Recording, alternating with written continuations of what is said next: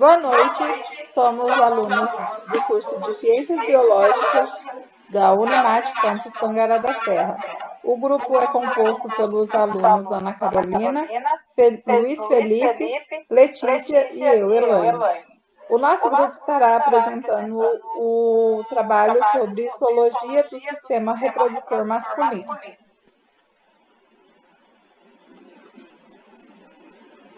Eu vou falar um pouquinho sobre a anatomia do sistema reprodutor masculino, que ele é formado por uma série de órgãos e estrutura, cuja sua principal função é fornecer meios para a fecundação. Os testículos, eles são conhecidos como gonodas sexuais masculinas e consistem de um par de glândulas reprodutivas de formato ovoide, responsável por produzir os espermatozoides e os hormônios masculinos, como o testosterona. São glândulas que elas ficam suspensas no escroto e elas são seguras pelos funículos espermáticos.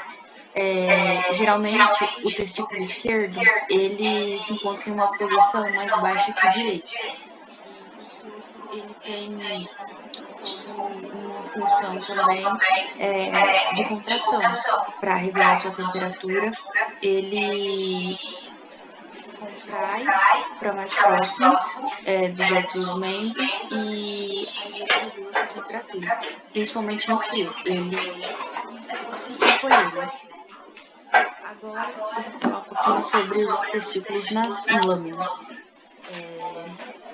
Tem como função a produção do gameta masculino, né, o espermatozoide, e também a produção dos hormônios andrógenos e androgênios, principalmente testosterona.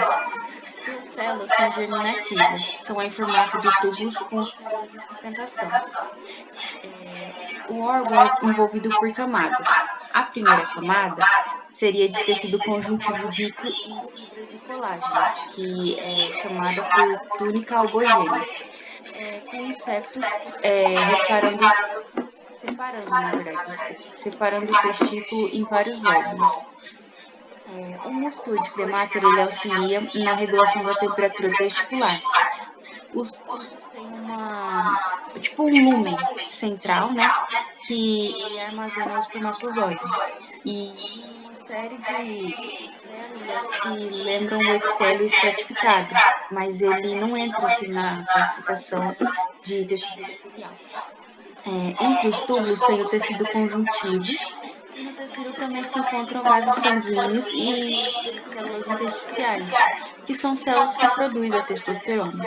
Na lâmina, a gente também pode observar vários núcleos e fibroblastos, na segunda imagem. O túbulo em questão, ele é chamado de seminífero, e durante o processo temos a espermatogônia, espermatide e espermatozoide, e chamamos esse processo de espermatogênese. Ele passa por um processo de divisões mitóticas. A espermatogônia, que são as primeiras a serem produzidas, elas estão apoiadas na membrana basal e elas sofrem as divisões mitóticas para renovar as células, né?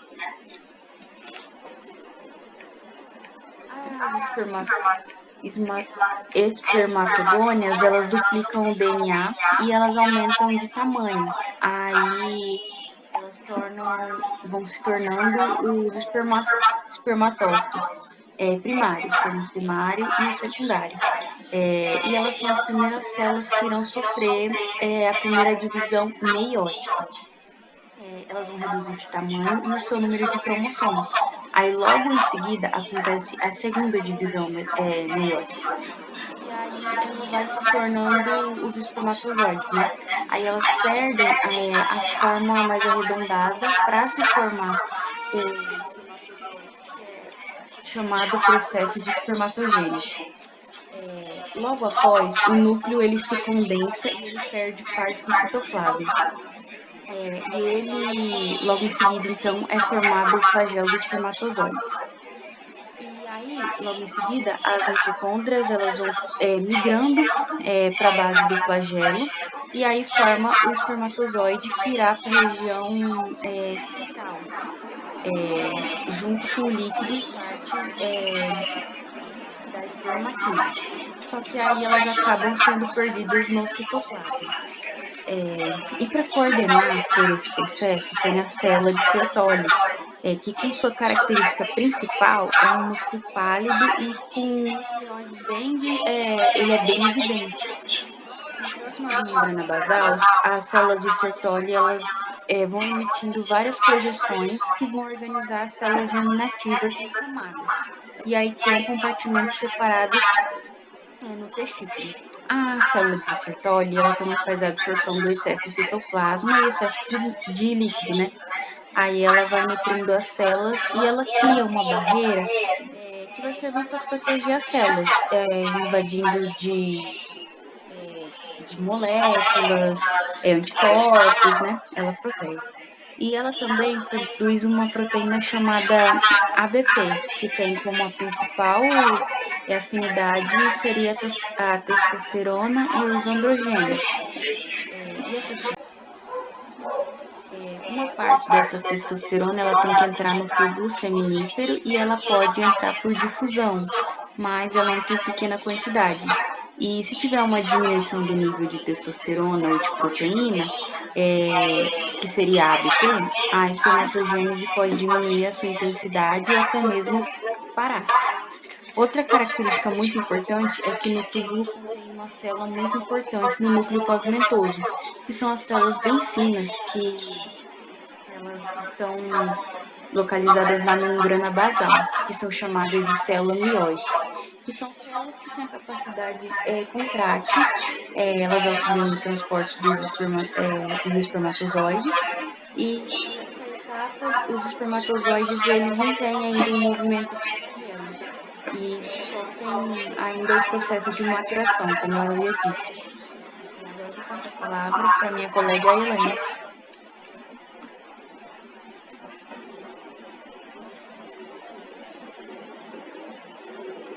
Agora eu vou falar sobre o epídidimo. O epídidimo é um componente essencial para o sistema reprodutor masculino, onde ocorre o armazenamento e a maturação dos espermatozoides até o momento de serem transportados para o ducto deferente. O epidídimo é uma estrutura em forma de vírgula, alongada, fina e tubular, que é bem compactada e espiralado. Tem um alto grau de compactação que faz com que pareça que ele esteja quase sólido. Ele fica localizado na superfície posterior e superior dos testículos e ocupa toda a extensão. A lateral do epidídimo, entre o corpo do epidídimo e o testículo, há uma pequena bolsa conhecida como seio do epidídimo. O epidídimo ele pode ser dividido em 3 partes, que é cabeça, corpo e cauda, sendo que a cabeça alcança o topo dos testículos.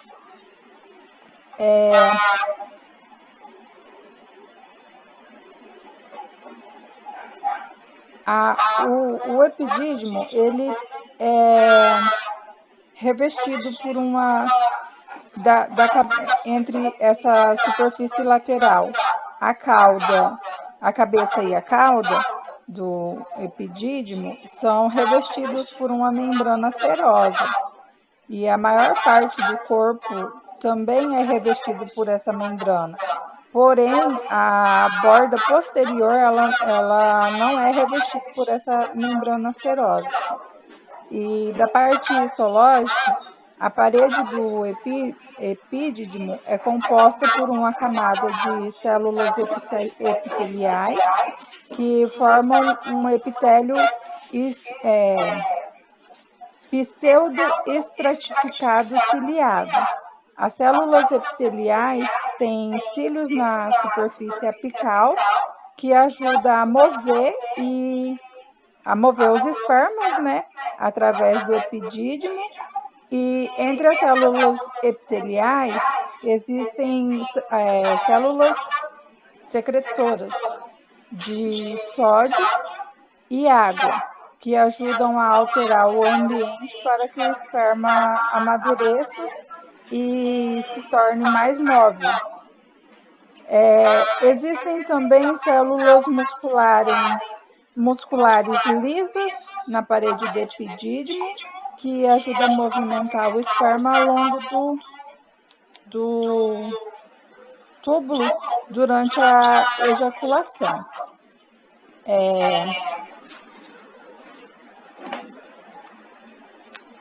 Agora eu vou passar a palavra para o meu colega Felipe.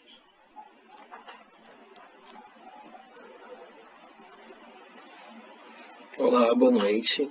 Agora eu vou falar um pouquinho sobre o canal deferente, ou também, como é chamado, de ducto deferente. Ele é um tubo muscular localizado no cordão espermático, que também acaba se tornando um dos principais componentes do sistema reprodutor masculino. Ele simplesmente é uma continuação do epidídimo, estando envolvido no transporte dos espermatozoides do epidídimo até o ducto ejaculatório.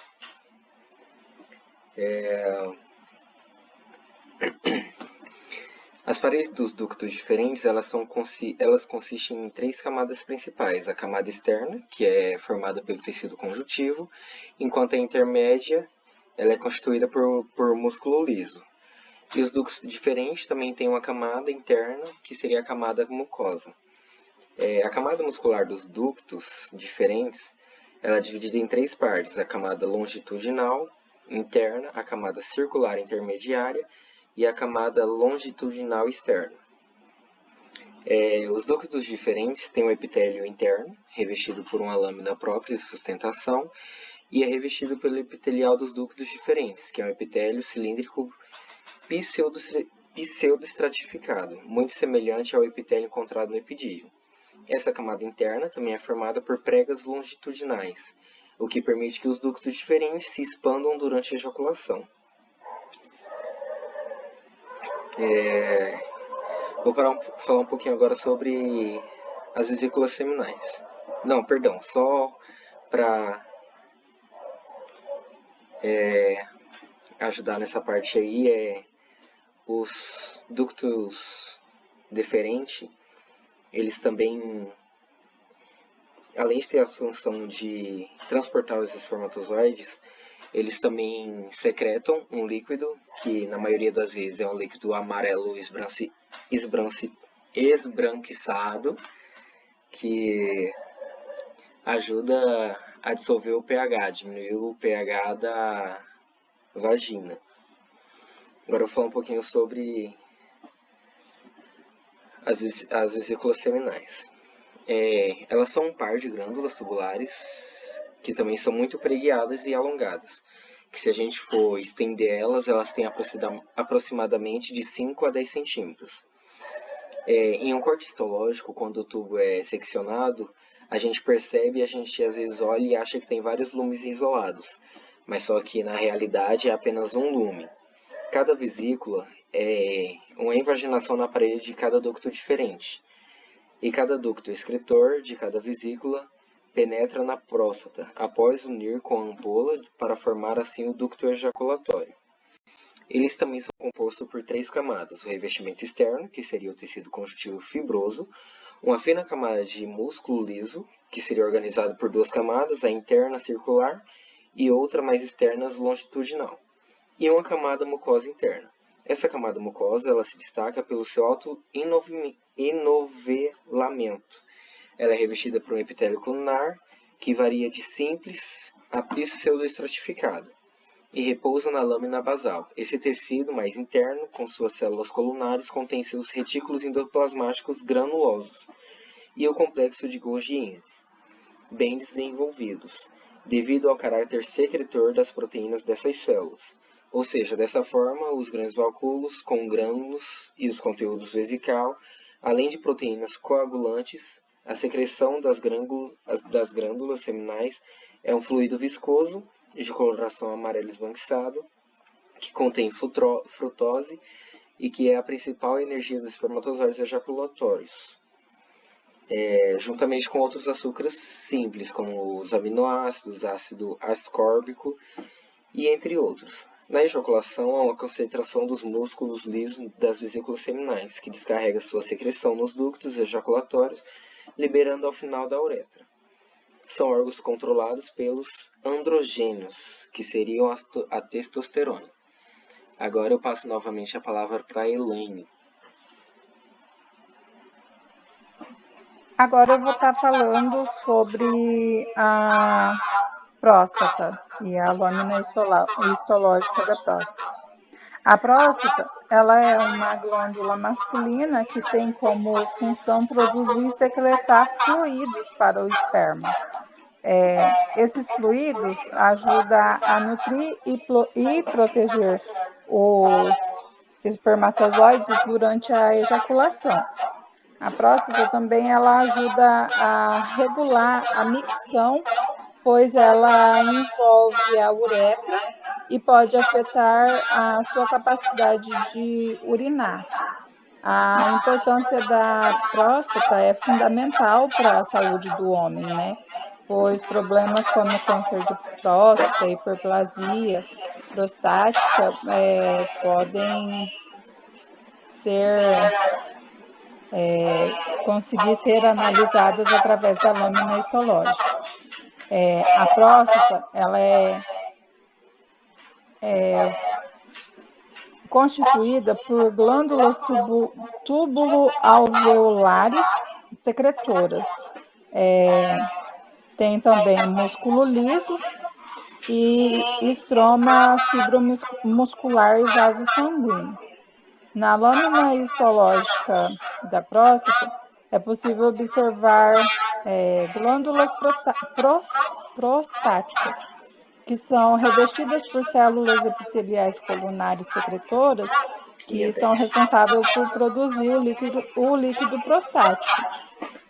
Entre as glândulas, há os tecidos fibromusculares, composto principalmente por fibras musculares lisas, que ajudam a controlar na eliminação da urina e a expulsão do sêmen durante a ejaculação. Há também os vasos sanguíneos, que fornecem nutrientes para as células glandulares e as células musculares. E em algumas lâminas pode ser identificado corpos amiláceos, que são pequenas massas de depósitos proteicos comuns na próstata. E como eu tinha dito antes, algumas patologias da próstata podem ser identificadas na lâmina, como hiperplasia benigna da próstata, né, que é o aumento de número de células glandulares, ou câncer de próstata, que é a alteração nas células glandulares. Agora eu passo a palavra para minha amiga Letícia. Olá, boa noite. Agora eu vou falar um pouquinho sobre a histologia do pênis, certo? A função, basicamente, do pênis faz parte, né, de todo o sistema reprodutor masculino, e sua função em si é reproduzir e a parte também urinária. Agora eu vou falar um pouquinho sobre a parte externa do pênis.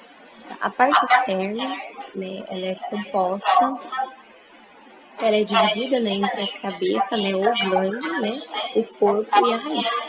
A glande é uma área mais sensível, né, dos órgãos, né, e é envolvida também, enquanto o pênis é uma parte mais flácida, né, composta por uma pele mais flácida, né. Tanto que essa pele flácida ela ajuda na parte da ereção, né, quando o pênis ele fica ereto, né, ele acaba se expandindo, né, e expandindo também a glande. Agora eu vou falar um pouco sobre a parte interna dele. Como a gente pode observar na imagem, a gente está observando um corte histológico, né, da parte transversal do pênis. esse corte histológico a gente pode observar, né, que a gente tem aqui os corpos cavernosos, né?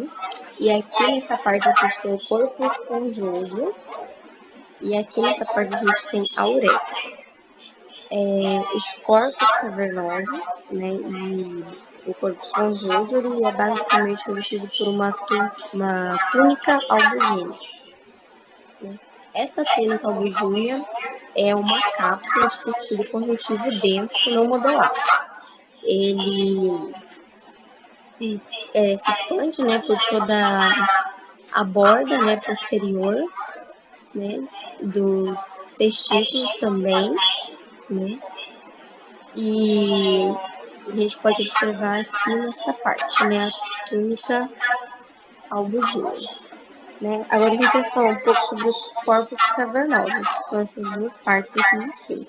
O corpo cavernoso, basicamente, é composto por tecido conjuntivo, né, e células musculares lisas. Esse tecido envolve espaços entre eles e lacunas, né, com vasos sanguíneos e Eu bastante paguei pra ver a dilatados. Letícia falando de um pênis. Histologicamente, os corpos cavernosos eles são, né, revestidos por essa túnica, né, albugínea, né, e são tecidos conjuntivos densos. Ele também tem bastante espaços, né, vasculares, né, que aumentam de tamanho, né, Que e tipo de assim, se eu direito, realmente for, pelo seu enchimento de sangue eu vou ter durante a que ir ereção. depois do serviço, então 6 horas da tarde. Agora a gente vai falar um pouquinho sobre a Seria pele externa, né, que pra me chegar aí umas reveste 11 horas. a pele externa, ela é fina e bem aderida, Eu é um acho que é. tecido conjuntivo, né, Aí muito eu frouxo, ficaria sábado. exceto a parte da Pelo menos de glândula, madrugada eu já ia ela ter é que bem voltar pra mim aderida trabalhar na e segunda. bem fina. Então, Porque basicamente, senão eu vou ter que esperar mês o que vem, que daí mês que vem eu vou pênis ele ter. A serve gente tem para a emenda, né? De parte, feriado. né, da Aí vai ser de 4 dias, né? atuação, Fica né, mais dias da aí. parte da ereção e a parte da urina. Né? Aqui é onde fica esse composto livre, aqui embaixo, é onde é feita a passagem tanto da urina quanto do esperma. E é isso, nesse trabalho aqui, então, a gente apresentou um pouquinho sobre o sistema reprodutor masculino de uma forma geral.